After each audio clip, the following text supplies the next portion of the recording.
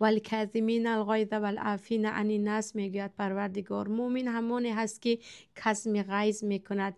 وقتی غضب آمد او غضب را شنانیدن میگیرد، یعنی فرو میبرد تا که آرام شود.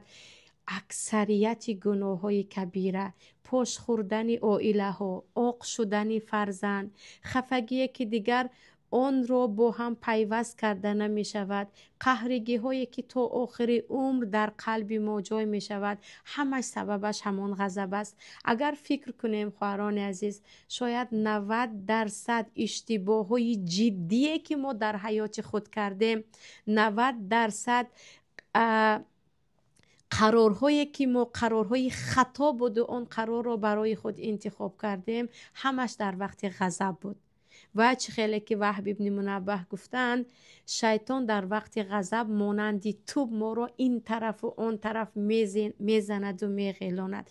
برای همین در وقت غضب ما فرزند خود را عاق هم میکنیم، کودک 1 ساله و 2 ساله را زده کبود هم میکنیم. و نزدیکی دیده بوده در وقت غضب فرزند 13 ساله خود را یک پدر که سالم است به قتل رسانید. در وقت غضب مردها زنی که عموما مثل آن زن را شاید تا آخر عمر پیدا کرده نمیتوانند طلاق میدهند، حتی لطوکوب میکنند. در وقت غضب زنها از شوهر خود طلاق میپرسند و حتی خودکشی میکنند و چیزی دیگر. غضب راه اساسی داخل شدن شیطان است به انسان.